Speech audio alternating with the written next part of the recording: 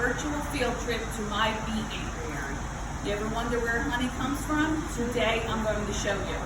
So Miss Yvonne and the bus drivers are nice enough to give us a ride. Come on aboard. Hi everyone. So here we are. We got here safely from the bus. Thank you, Miss Yvonne.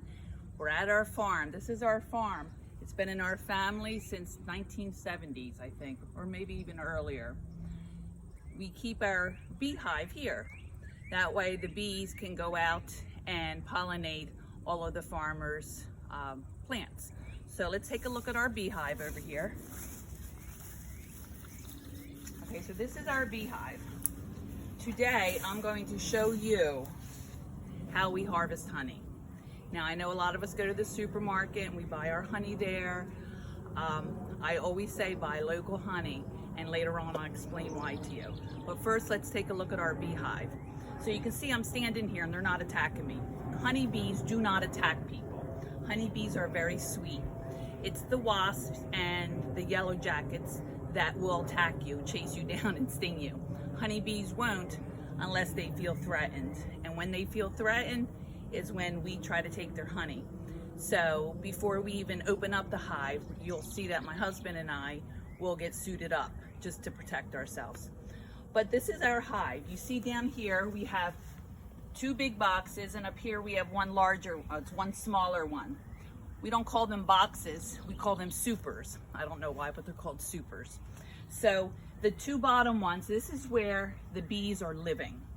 This is where the queen bee is, where she's laying her eggs, and where all the little worker bees are protecting her, taking care of the eggs and the larvae, and storing all the honey and pollen that they bring in from the farm. We're not going to touch that. That's something that Tom and my husband and I, we inspect a few times a year. We're not touching that today. All we're gonna do today is steal their honey. And I say steal because actually we're taking their honey. However, we will leave them enough to get them through the fall and the winter, and then again next spring, then they start all over again making us more honey. So when it's time, you'll see we're going to take off the roof, and then we are going to take off this top super. You can see I'm standing right here. They're flying right in, flying out. They're not bothering me. Like I said, honeybees are good bees that we don't want to kill because we do need them.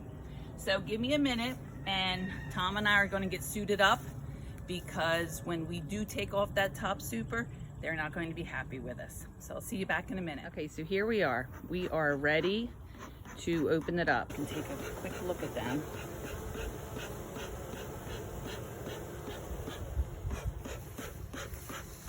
Okay, so he's got the smoker going.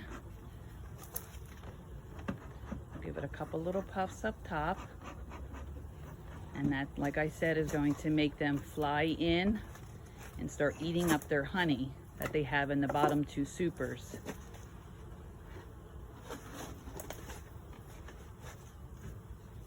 A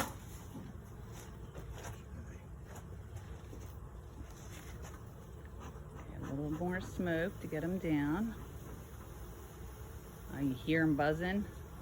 They know something's going on. So this is our top.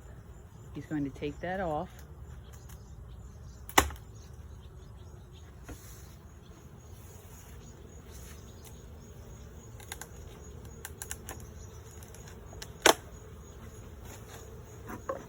And as he takes it off, just a little more smoke. We don't want to give him too much. What happens when they eat that honey, when they fly in and eat the honey, gets them tired, so then they're less likely to attack us. There's a bunch of bees right on the top there. Okay, so this top super is the medium super, we call that. And Tom is going to pull out a frame and show us what it looks like. And you'll see it's just full of honey. This is their little gift to us for taking such good care of them.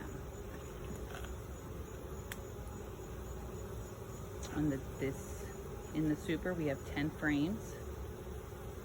There we go. Okay, you see all that white? That's wax that they put on top. Underneath each of those little areas are filled with honey. Wow, we do have a lot of honey. So we have 10 of these frames in this super, and they all look just like that.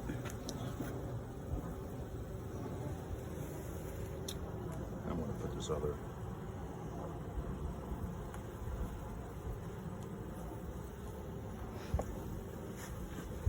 And then we can just take the honey super and be on our way. So it's a little struggle to get off. The bees make this bee glue. It's called propolis. And they make this glue up and they fill and seal any holes or cracks just to keep any predators out. We're going to put these bees back in. So he has this one frame here that he took out. He's going to shake it down.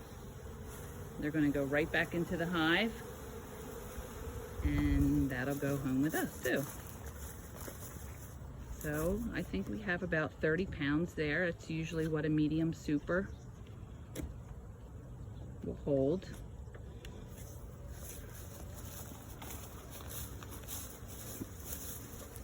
Okay, so now we put our hive back together. We want to make sure the bees are down there. We don't want to crush any. And we're putting our lids back on.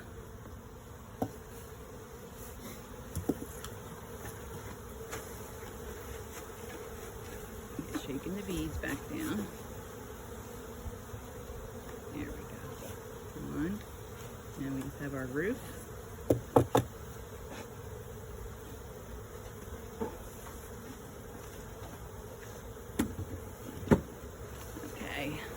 So thank you, my little bee friends, and we'll be back in a few weeks to do an inspection. Make sure our queen bee is laying the eggs. By then they'll be preparing for fall, for winter. And we will see all of you back in a minute when we get back to our house, and I'll show you how we extract the honey. Here we are, we're back at the house, and it is now time to harvest the honey. So we have a few tools we use, not a lot. I have my little bin, I have this little scraper, and we have our extractor. This is what we put the frames in to extract the honey. First thing we're going to do is to get our roller, and we're going to just roll like we're painting a wall. And what this does, it opens up all the little cells of honey. And that way the honey will be released in the extractor. I'm going to do the same on the other side.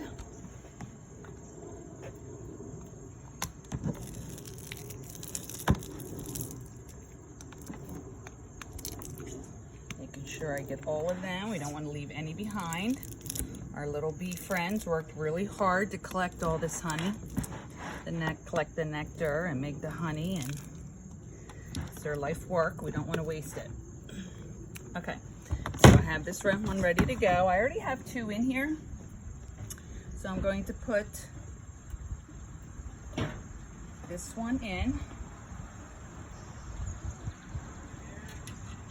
I'm going to put the lid on, and now I'm going to turn it on. And you can come over and see it's spinning. And what the spinning does, all the honey shoots to the sides of the extractor, and then it seeps to the bottom. When we're finished all of the frames, we then collect all the honey. So I'm going to continue spinning this for a while, and I'll see you back in a minute. Okay, so we're done spinning all the honey. That was hard work. I worked up a sweat. So now what we're going to do is drain all the honey into this bucket. This bucket, I have a 3 net system here. I'm going to show you this. This is netting. So what happens is it has to go through 3 of these before it goes into the bucket, because that will get out all of any pieces of dirt or unfortunately little bee pieces. Anything that's in the honey will be left in the top part here, and then in the bottom of the bucket will just be our honey. So I'm going to unscrew it, and I'm going to let it all seep down. You'll notice it's a little whitish color. It's like a light yellow. A lot of that is air, just air pockets that's in the honey. So any pieces that don't belong in our honey will be filtered out.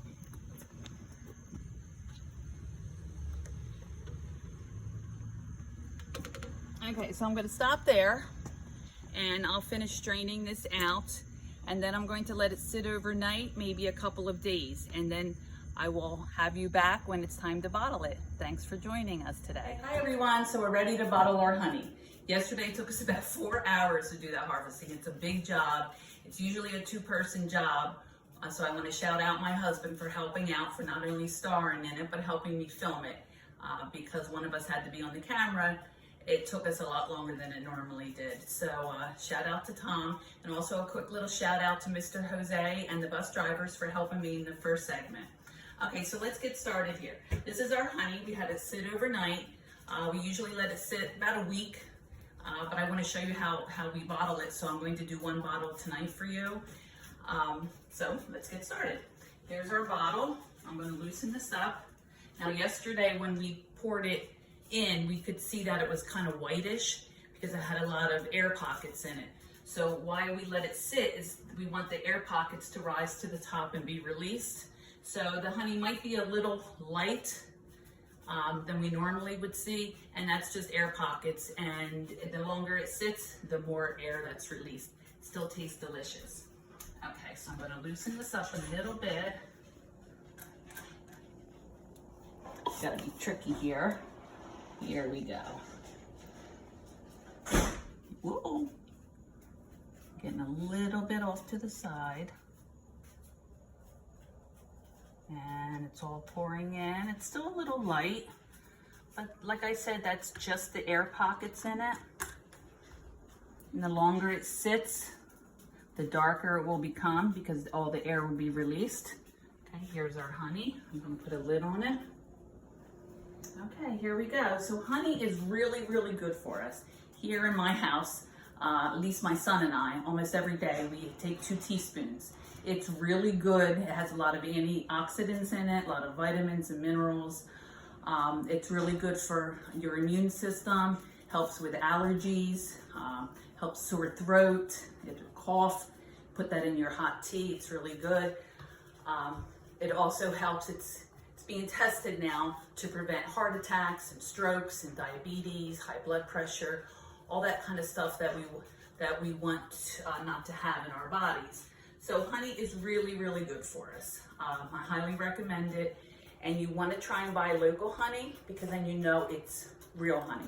A lot of the stuff that's on the market now coming from out of the country is not honey. They may have a little teaspoon of honey in the bottle and the rest of it's sugar water. It may be cheaper, a couple dollars cheaper a pound, not worth it. So you want to try to buy local. You can buy local honey in supermarkets, or you can buy them at farm stands. So here's our honey. Oh, one last thing. Never give a child, a baby under 1 year of age, honey. Honey has bacteria in it, and little ones don't have the capability of flushing out that bacteria from their digestive system. So once they turn a year, their digestive system is developed, and honey has all the benefits for them as it would for us. So any baby under a year, don't give honey to, but after a year you can. So here you go, guys. I hope you've tried honey, and for my students on Remind, just tell me yes or no. Do you like honey?